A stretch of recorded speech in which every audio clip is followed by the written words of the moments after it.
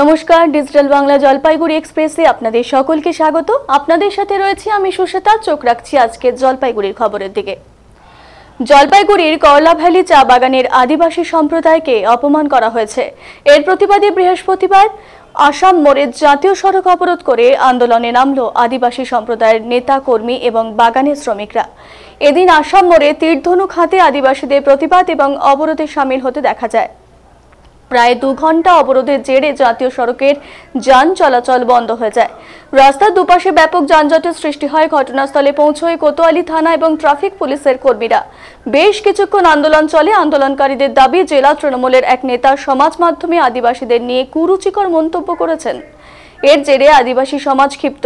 এদিন ওই নেতার কুশপুত করা হয় এবং জাতীয় সড়কে তা দাহ করা হয়। দ্রুত ওই নেতাকে ক্ষমা চাওয়ারও দাবি উঠেছে। এরপর প্রায় 2 ঘন্টা বাদে পুলিশের হস্তক্ষেপে অবরোধ তুলে নিলেন আন্দোলনকারীরা।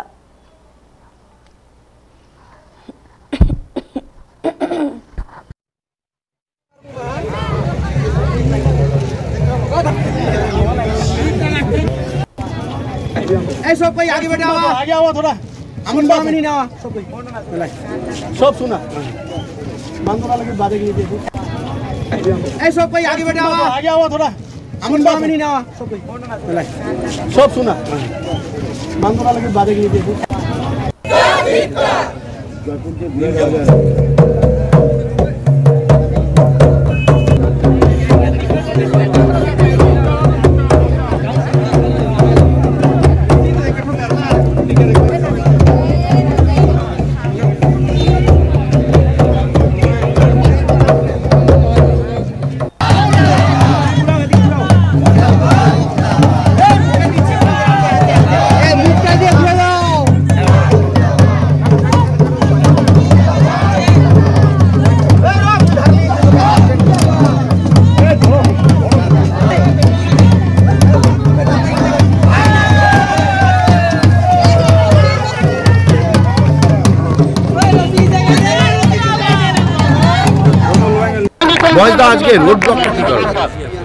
রোড ব্লক হচ্ছে আমাদের আদিবাসী সম্প্রদায়কে অপমান করা হয়েছে, কল্লাবলি চা বাগানকেও অপমান করা হয়েছে।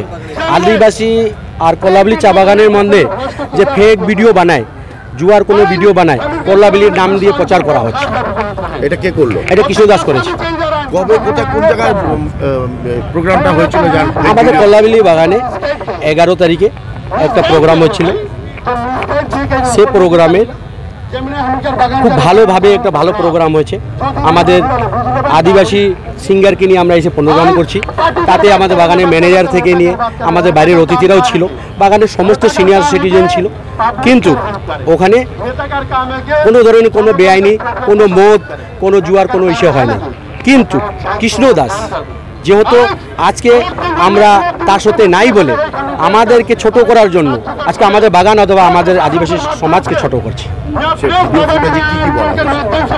ও বলছে যে আদিবাসী সমাজ যে মেলা লাগিয়েছে সেখানে জুয়া মদের আসর বসছে।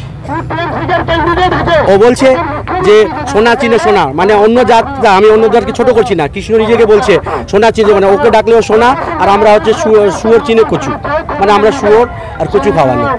এইগুলোকে মানুষ ক্ষিপ্ত হয়েছে। আপনিও তো একসময় অরবিন্দনগরের উপপ্রধান সামলেছেন, এবার কৃষ্ণ দাসও আইএনটিটিসির সভাপতি ছিল।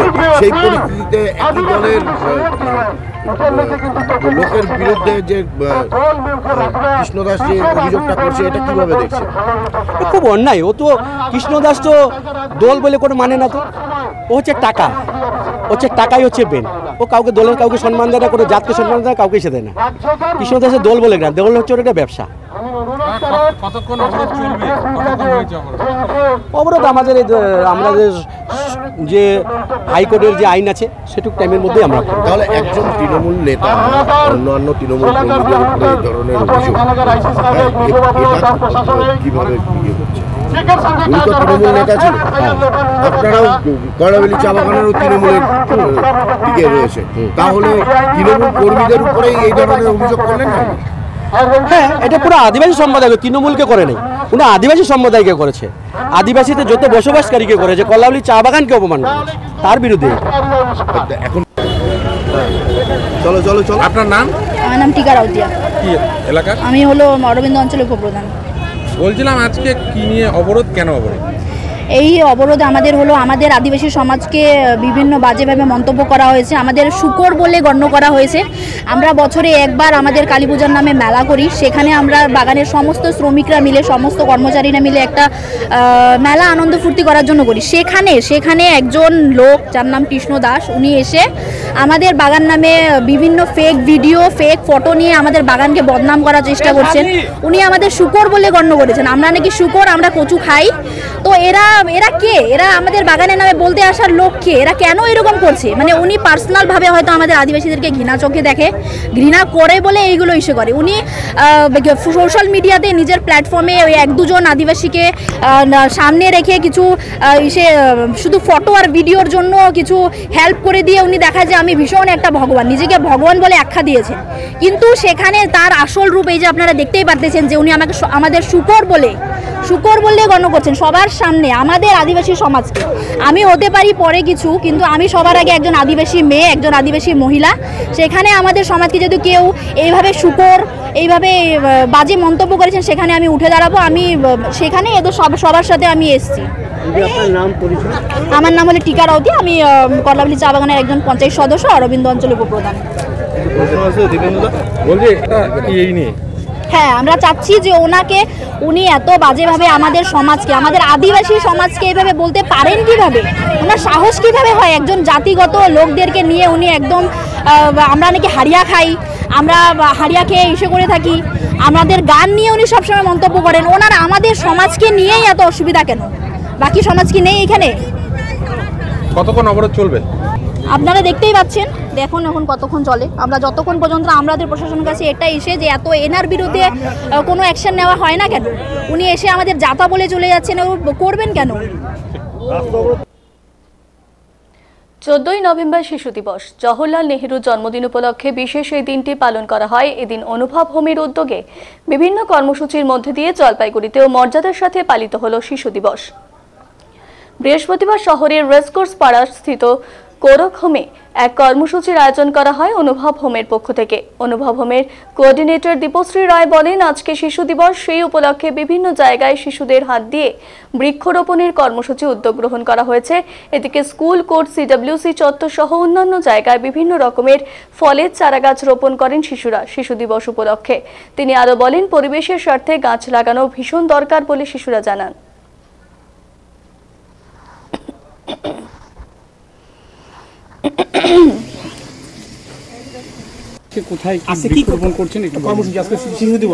আজকে শিশু দিবস, তো শিশুরা বলেছে যে আমরা আজকের প্রোগ্রামটা বিভিন্ন জায়গায় গাছ লাগিয়ে উদযাপন করতে চাই, তাই আমরা বড়রা গাছের জোগাড় করে দিয়েছি এবং লাগানোর উদ্যোগটা পুরোটাই ওদের মানে বড় হওয়ার পিছনে যে জায়গাগুলোর অবদান খুব বেশি, যে স্কুলগুলোতে ওরা পড়ে, ওদের প্রাইমারি স্কুল, ওদের সেকেন্ডারি স্কুল, আমাদের এখানের যে কোর্ট আছে সেই কোর্ট এবং এই সিডব্লিউসি চত্বর এবং কোরকহুম, এইখানে এই 4টে জায়গায় ওরা গাছ লাগাচ্ছে আজকে, এবং ফলের গাছ, যাতে মানে শিশুরা, পাখিরা তারা খেতে পারে। আর মানে ফলের বীজ পাখিরা খাবে, আবার অন্য জায়গায় নিয়ে গিয়ে ফেলবে, আবার চারা গাছ হবে সেটার থেকে। এবং ওরা বারে বারে বলছিল যে পরিবেশের স্বার্থে এখন গাছ লাগানো ভীষণই দরকার, তাই আমাদের উৎসবটা আমরা এবার গাছ লাগিয়েই পালন করব। সেই জন্যই ওদের গাছের জোগাড় করে দেওয়া হয়েছে, ওরা গাছ লাগাচ্ছে।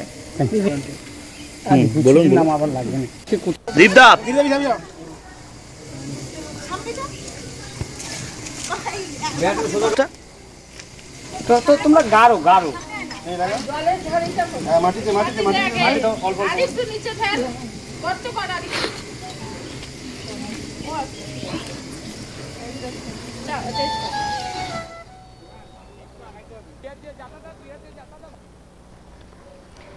শিশু দিবসে শিশুদের উপহার দিলেন ময়নাগুড়ি থানার আইসি সুবল ঘোষ। শিশু দিবস উপলক্ষে ছোট ছোট শিশুদের সাথে সময় কাটালেন ময়নাগুড়ি থানার আইসি সুবল ঘোষ। এদিন তিনি ময়নাগুড়ি ব্লকের বিভিন্ন জায়গায় গিয়ে শিশুদের সাথে কথা বলেন, এমনকি তাদের জন্য রং পেন্সিল, ছবি আঁকার খাতা তুলে দেন তাদের হাতে। পোশাক পরিহিত পুলিশকে দেখেও নির্ভয়ে শিশুরা তাদের কাছে আসেন এবং দীর্ঘক্ষণ শিশুদের সাথে সময় কাটান। উপহার পেয়ে গাছতলায় বসে রীতিমতো ছবি এঁকে আইসিকে দেখান। এই বিষয়ে থানার আইসি সুবল ঘোষ বলেন, শিশু দিবস উপলক্ষে আজকের বিভিন্ন এলাকায় গিয়ে ছোট ছোট শিশুদের কিছুটা উপহার তুলে দিলাম। খুবই ভালো লাগছে আমার। আমরাও এক সময় ছোট ছিলাম, ওদের সাথে সময় কাটিয়ে আমার শৈশব মনে পড়ে গেল।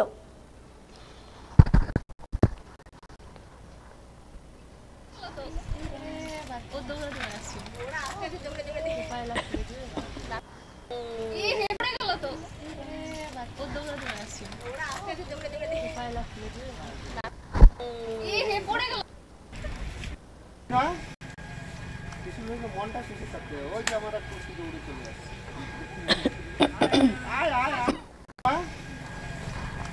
মনটা শিশু থাকতে ওই যে আমার খুশি দৌড়ে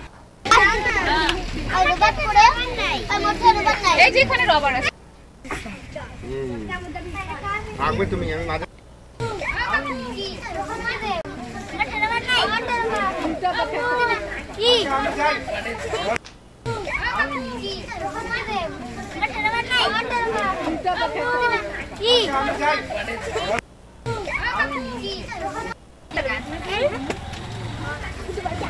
শিশু দিবস উপলক্ষে কি করলেন? না, শিশু দিবস উপলক্ষে আমি এবং আমার টিম এরা যারা আছে সবাই মিলে আমরা বিভিন্ন জায়গায় ঘুরছি। যারা শিশুরা আছে মানে শিশুদের একটা যে আনন্দ, মানে আমরাও শিশু ছিলাম তখন যে কতটা ফ্রি ছিলাম, একটা অন্যরকম আনন্দ আজকে শিশুদের সঙ্গে শিশু দিবসে।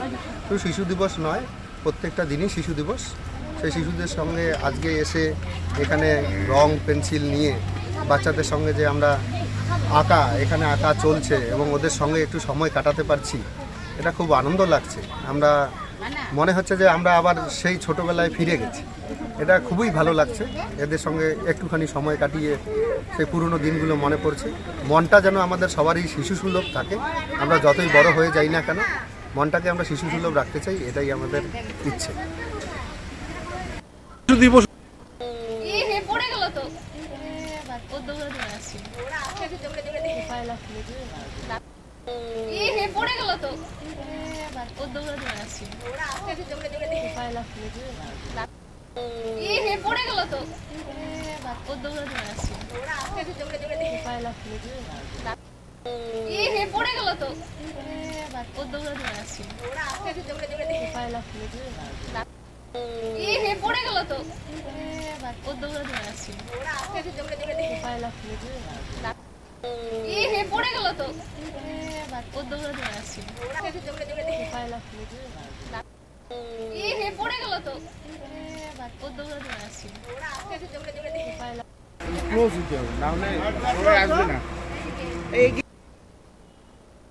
বাবা মাকে সাহায্য করতে ধান খেতে গিয়েছিল 14 বছরের মোহাম্মদ আলী। সেই সময় পায়ে হঠাৎ কিছু একটা কামড় বসিয়ে দেয়, তবে কি কামড় বসিয়েছে তা দেখতে পায়নি। কিছুটা ব্যথা শুরু হওয়ার পর বাড়িতে আসে, সেখানে শুয়ে থেকে বিশ্রাম নেওয়ার সময় পায়ের ব্যথা মারাত্মক আকার ধারণ করে। এরপর পরিবারের সদস্যরা তাকে নিয়ে আসে ধূপগুড়ি মহকুমা হাসপাতালে, সেখানে মৃত্যু হয় মোহাম্মদ আলীর। ধূপগুড়ি ব্লকের বারোখরিয়া গ্রাম পঞ্চায়েতের জহরের টারি এলাকার ঘটনা চাঞ্চল্য ছড়িয়েছে এলাকায়। ঘটনায় শোকের ছায়া নেমে এসেছে এলাকায়। মৃতের পরিবারের সদস্যরা জানান, ডাক্তারবাবু এখনো বুঝতে পারেনি ঠিক কি কামড়েছিল। ধূপগুড়ি থানার পুলিশ খবর পেয়ে হাসপাতালে যায় এবং মৃতদেহটি ময়নাতদন্তের জন্য জলপাইগুড়িতে পাঠাবে বলে জানা গেছে। তবে বিষধর সাপ নাকি কোনো প্রাণীর কামড় দিয়েছে তা এখনো জানা যায়নি।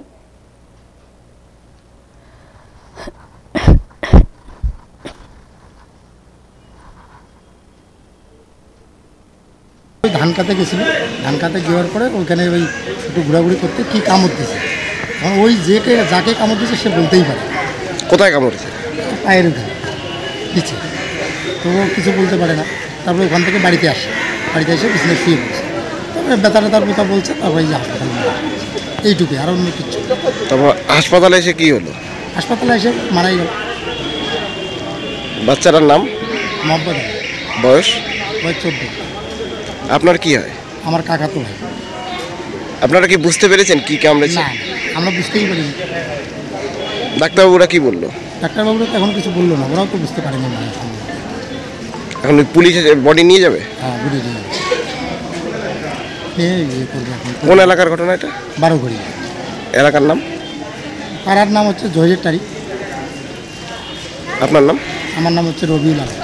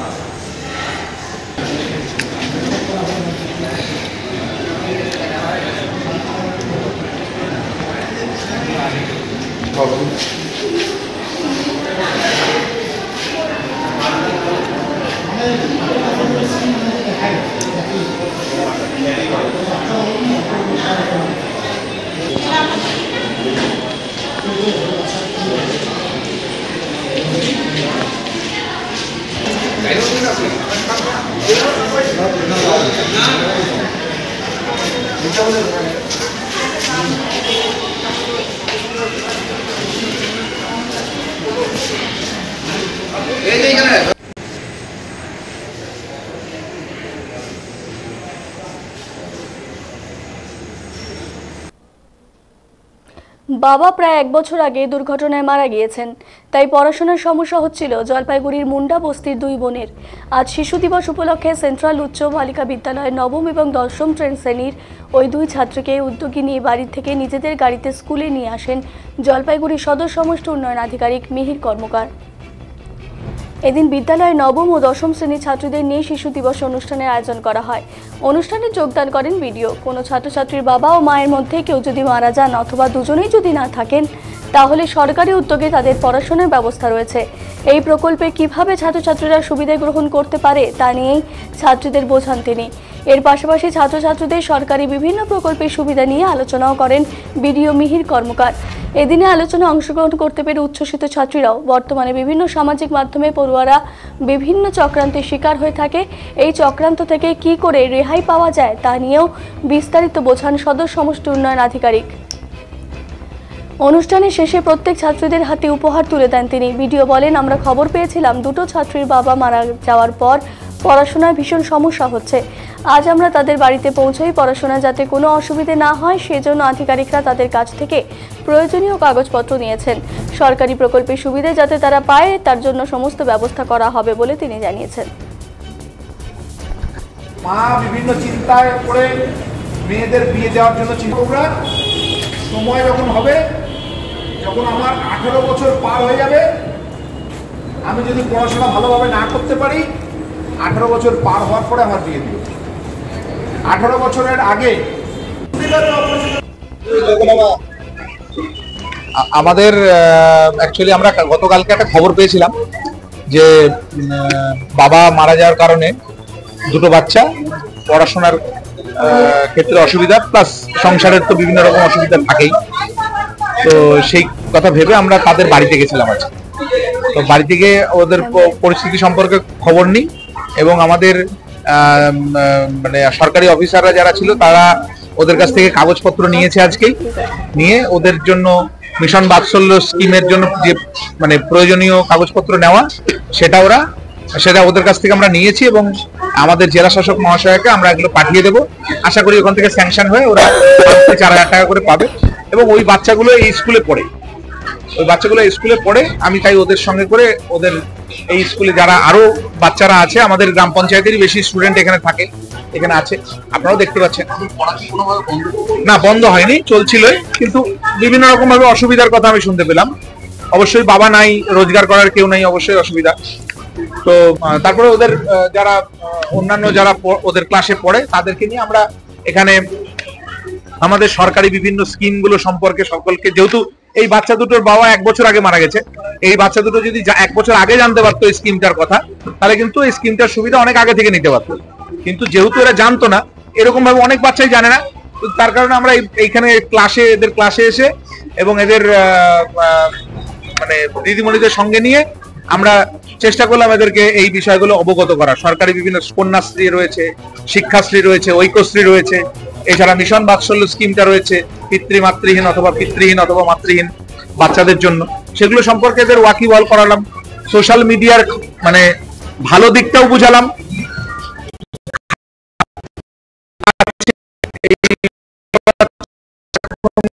বিভিন্ন ক্ষেত্রে অনেক সময় ভিকটিম হয়ে যাচ্ছে, তো সেটার বিষয়ে ওদেরকে অবগত করালাম। চাইল্ড ম্যারেজ নিয়ে আলোচনা করলাম, যাতে বিবাহের ক্ষেত্রে ওরা সঠিক বয়সটা জানতে পারে এবং ওদের সম্মতি।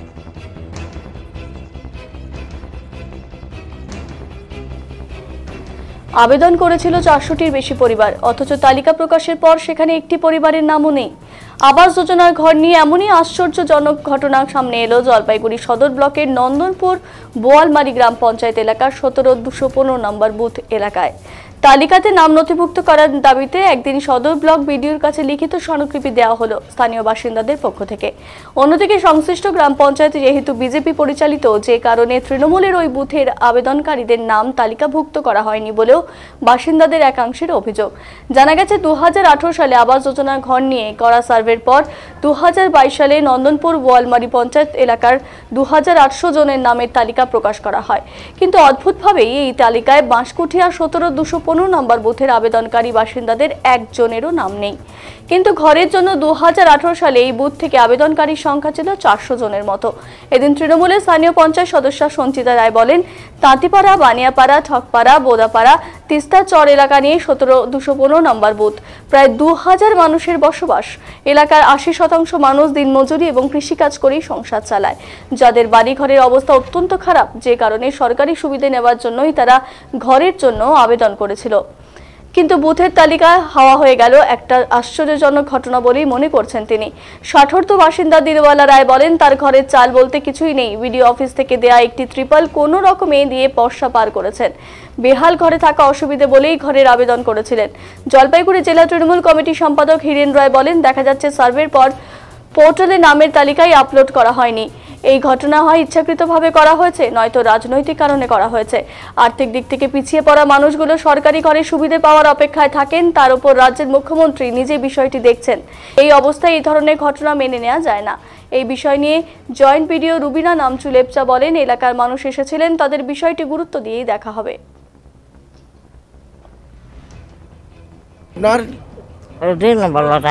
আচ্ছা, কি সমস্যা কি আপনার? আমার ঘর দিয়ে জল পড়ে আমার কান বয়রা গেছে। আচ্ছা, নে আর টুকা নাইলে দৌড়ে মানুষ বেঁচে যাই নে ঘর ফালাইছে 3-4 করে। আমি হুমকনতে ঘরে খুব কষ্ট করে থাকছি, টুকা নাইলে জানেন দৌড়ে মানুষ বেঁচে যাই। আর এইখানে আইসি মতন আমার ছেলে পেলেও ঘরটার কিচ্ছু পায় নাই, সবাই খাইতে খায়, খুব কষ্ট। ওই ঘরের জন্য কি আবেদন করছিলেন? হ্যাঁ, আবেদন করাইছি, মাটি ছুঁই নাই বিধান ঘরে। এখনো ঘর পাচ্ছেন না? না, দেন না। এই একবার কইয়া দিল, তোমার ঘর আছে, থাক না, আবার যাও, ঘর আছে, অঞ্চলে যাও। কয় উজো গৌরে শুনি করছে, এনকে কইয়া দেয়, এখন অঞ্চলে যাই, ও তারা না করে, কয় না আহে নাই। হ্যাঁ, মিথ্যা কথা। মানুষ বাঁচে কদিন, মানুষ চোখে খাইবার নিগাই একটু ই করে, আশা করে, তাই না? হ্যান্ডিক্যাপ মেয়ে আসার ঘরের তলে 3 জন মানুষ মরবানো ছিলাম, বিরাট গাছ পড়ে গেছে গা ঘরের মধ্যে। এখন কি যে ঘরটায় আছেন সেটা আর থাকা যাচ্ছে না? ওখানে ত্রিপাল দিছি উপর দেয়, ত্রিপাল ত্রিপাল দিছে, সেই দেয় উপর দেয় ঘরে টানাইছি। তাহলে এখন কি হলে ভালো হয়? আমি ঘর চাই, ঘর। আর আমার ছেলে আর ঘরটা কিচ্ছু পায় না, আমার বড় ছেলে, ছোট ছেলে, খাইটা খায়, আমি আলাদাই খাই ভাই, আমি মাছ মাংস কিছু খাই না। তো বোয়ালমারির লোকজন এখানে এসছে, আপনার এই এলাকা কি সমস্যা কি আছে? সমস্যাটা হচ্ছে 18-19-এ যেটা সেন্সাস হয় আবাস যোজনার, সেই সেন্সাসটা হয় এলাকার মানুষ বোয়ালমারি নন্দনপুর গ্রাম পঞ্চায়েতের অন্তর্গত 17-215 নম্বর বুথ, আমারই বুথ ওটা। তো আমি ইদানিং জানতে পারছি যে ওই এলাকায় সেন্সাস হলো, কিন্তু ইন্দিরা আবাসের নামের তালিকা থেকে বঞ্চিত হলো, পোর্টালে তাদের নামই নাই। তো কথাটা শুনে আমার খুব খারাপ লাগলো। বেশিরভাগ মানুষ ওখানে গরিব, 80% মানুষই গরিব, পাকা বাড়ি 20% লোকের আছে, প্রায় 3-3.5 হাজার লোকের বসবাস, 5টা গ্রাম। বানিয়াপাড়া, ঠকপাড়া, তাঁতিপাড়া, বোদাপাড়া, এই গ্রামগুলো 80% মানুষ তারা বঞ্চিত। ইন্দিরা আবাসের আবাস যোজনা গ্রামের মানুষ অনেক বহু প্রতীক্ষা করে থাকে যে আমার একটা ইন্দিরা আবাস যোজনা হলে আমার পরবর্তী ভালো করে চলবে, মাথার উপর একটা ছাদ থাকবে, এই আশায় ওরা আছে। কিন্তু অজ্ঞাত কারণে আমি ইদানিং জানতে পারছি যে পোর্টাল থেকে তাদের নামের তালিকাটাই বাদ পড়ে গেছে। স্বাভাবিকভাবে আমি যেটা চিন্তা করলাম যে প্রশাসনিক মাধ্যমে বিডিও এবং জেলা পরিষদ, জেলা শাসক, আমাদের জেলা পরিষদে যে এডিএম, তার কাছে আমরা একটা স্মারকলিপি দেব। ইতিমধ্যে আলোচনা হয়ে গেছে। আর এখানে যা ভিডিও বলল যে সকলের নামের যে একটা করে পার্সোনালভাবে আমরা যেন একটা আবেদন করে, সেই আবেদনগুলো পরবর্তীতে আমরা জায়গা মতন আমরা আলোচনাটা করব যাতে তারা বঞ্চিত না হয়। উনি এই আশ্বাসটাই দিলেন। হঠাৎ করে পোর্টালের থেকেই নামের তালিকা আউট হয়ে গেল, এইটা আমাদের কাছে একটা অজ্ঞাত। আমি তো খুব অবাক হয়ে যাচ্ছি যে এটা কেন হলো। এটা কোনো যারা সেন্সাস করলো, অঞ্চলে যারা দায়িত্বে আছে, সেক্রেটারি থেকে শুরু করে সহায়ক, তাদের ভুল কারণ। কি নাম দাদা? আমার নাম হচ্ছে প্রদীপ তন্ত্র। কোন জিপি? এটা হচ্ছে বোয়ালমারি নন্দনপুর গ্রাম পঞ্চায়েত। সমস্যা কি হচ্ছে? সমস্যা হচ্ছে আমাদের গত 2018 সালে যে আবাস যোজনা সার্ভে হয়েছিল আর কি, সেই সার্ভের মধ্যে কোনো অজ্ঞাত কারণে আমাদের জিপির মধ্যে একটা বুথের একটা পার্ট 17/214 এখন 215 নম্বর পার্ট হয়ে গেছে আর কি। এই পার্টের মধ্যে কোনো লোকেরই আর কি আবাস যোজনা কোনো রকম নাম নাই। কতগুলো পরিবার আছে? পরিবার ধরুন কম করে 300টা। আচ্ছা, 300টা পরিবার আছে। তার মধ্যে ধরুন মেরে কেটে এই ধরুন 270 থেকে 280টা পরিবার আবাস যোজনা পাওয়ার মতো, মানে জিপির মধ্যে সব থেকে গরিব পরিবার আমাদের বোয়ালমারি নন্দনপুর গ্রাম পঞ্চায়েতে 17/215 নম্বর পার্টের মধ্যে আছে। এই দেখছেন আপনারা যে একজন প্রত্যেকেই মানুষের বাড়িতে খেটে খাওয়া, এবং বেশিরভাগই নিঃস্ব অসহায় মানুষ, নিজের ঘর তৈরি করার মতো উপায় নেই। মানে বেশিরভাগই কাঁচা বাড়ি, বেশিরভাগ তো সবারই কাঁচা বাড়ি। হঠাৎ গ্রামের মধ্যে ধরুন একটা দুটা পাকা বাড়ি থাকতে পারে। তো এই মহিলারা এবং এই পুরুষরা যারা আসে আর কি, এদের ঘরের লিস্টে নাম নেই। আমরা চাচ্ছি যে এনাদের নাম আর কি যে কোনোভাবে নথিভুক্ত হোক। নাম নথিভুক্ত হলেই যে পাবে সেটা নয়, প্রয়োজনে প্রশাসন থেকে সার্ভে করবে। সার্ভে হওয়ার পর যদি ওনারা মনে করে যে যোগ্য পাওয়ার মতো, তাহলে পাবে। এটাই আমাদের আবেদন, যে গিয়ে সার্ভে করুক আর কি। এই যে এতগুলো ঘর 2008 কি কারণে এই নামগুলো বাদ চলে? এটা একটা বলা যায় অজ্ঞাত কারণ। কারণটা হচ্ছে সার্ভে করার পর যারা সার্ভে করছে জিপি অফিসে ওনারা নাকি ব্যাকআপ জমা দিয়েছিল। জমা দেওয়ার পর জিপি অফিস থেকে হয়তো ডাউনলোড করতে দেরি করছে বা অন্য কোনো অবহেলা হতে পারে। কিন্তু তারপরে আমরা দেখছিলাম, তারপরে যখন লিস্ট বের হলো, একটা পার্ট একবারেই নীল, একটা লোকেরও নাম ছিল না, মানে কোনো রকম নাম নেই। সেই লিস্টটা কবে প্রকাশ হয়েছে? ধরুন 2019-এর দিকে প্রকাশ হয়েছিল। তো যে কারণে এই সমস্যা, আপনারা কি টেকনিক্যাল মনে করছেন? আমরা হচ্ছে টেকনিক্যালই হতে।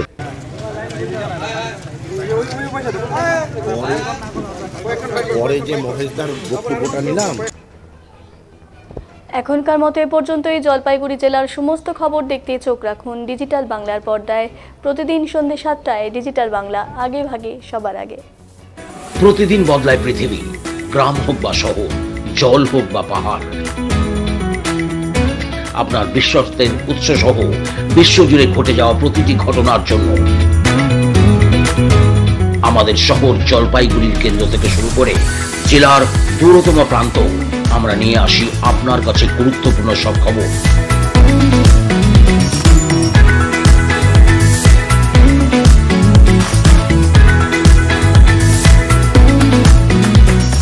যখনই হোক, যেখানে হোক, আমরা থাকছি আপনার জন্য।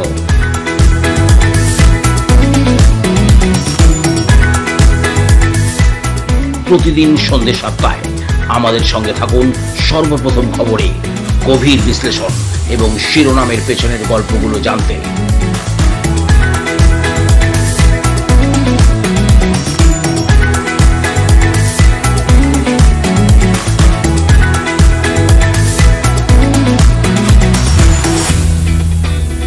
জলপাইগুড়ি এক্সপ্রেস, সচেতন থাকুন, সংযুক্ত থাকুন।